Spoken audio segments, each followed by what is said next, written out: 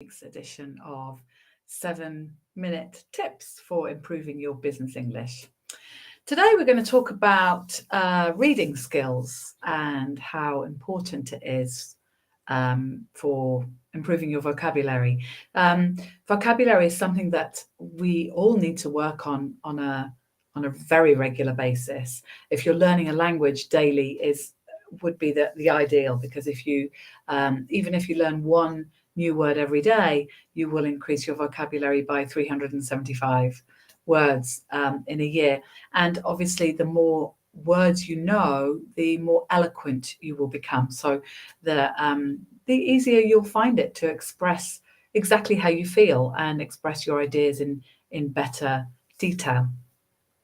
When it comes to collecting that vocabulary, there are obviously many ways that you can do it, but today I'm going to talk about reading. Reading is something that is good for everyone. I mean, I love reading. I know a lot of people aren't so bothered about it, but reading encompasses everything from reading for mystery books for fun, or reading business books for information purposes. And your vocabulary will grow accordingly. So while we think, okay, business books, because we need only business vocabulary, you don't just need business vocabulary. Vocabulary as a general is a really useful thing to read, to improve upon, not to read. One thing I would recommend, though, is that when you're reading books, if you're looking to read books to improve your vocabulary, try and read up-to-date books. I'm a huge fan of George Orwell. I love George Orwell, and one of my favorite ever books is Down and Out in Paris and London, which I'm just actually listening on an audiobook version, and I'm really enjoying it. However, looking for vocabulary in the works of George Orwell and Shakespeare, you'll find old-fashioned vocabulary. So more up-to-date authors, and perhaps even newspaper articles, trade press, anything like that, you'll find much more relevant information. As you probably know, the number of new words that appear in any language is amazing every year. For the last few years, it's been incredibly unique how many words we've had. Things like lockdown, COVID, vaccinations. Vaccinations was a word, but of course, COVID vaccinations, I think most people have had at least a few. So when you're reading, I often recommend using a Google Sheet. So open up a Google Sheet and have it next to you when you're reading.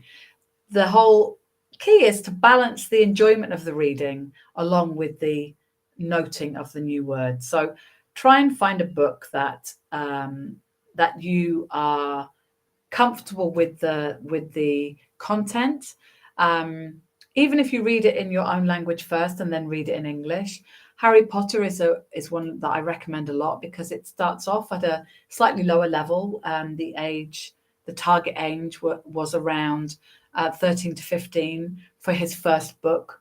That doesn't mean that they were talking about childish elements so much as she was speaking in easier to understand English. So and the books change their target age range as they go along. So the first book is I think age 13, then 14, then 15, based on Harry Potter's fictional age. So that's definitely a way that you can increase your difficulty while she still uses the same terminology and the same vocabulary, because authors do, but you will find that it will get a little bit more difficult, more tricky for each book. And when you find a word that you don't know,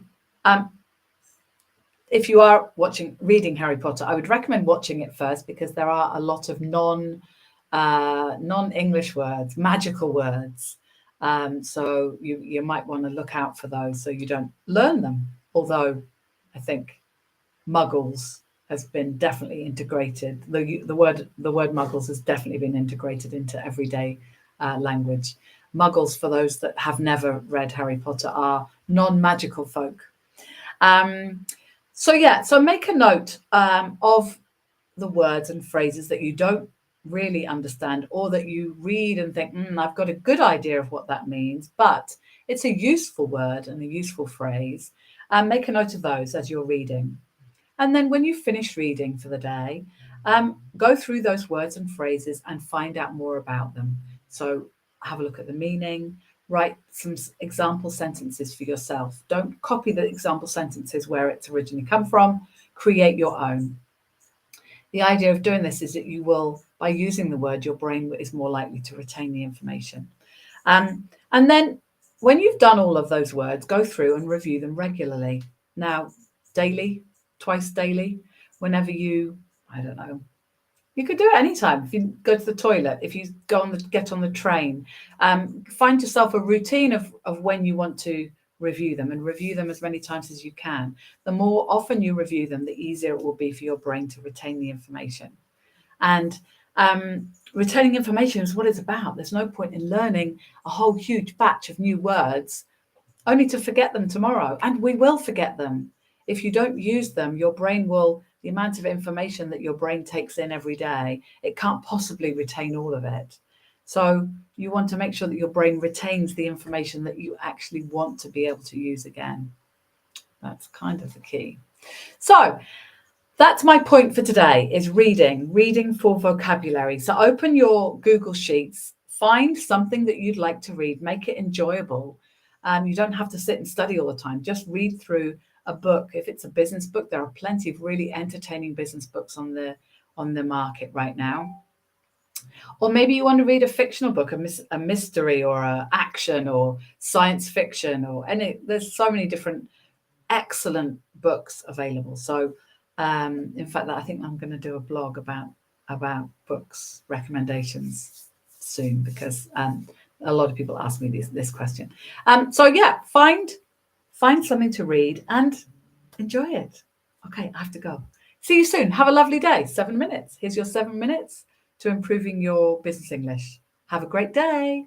Bye.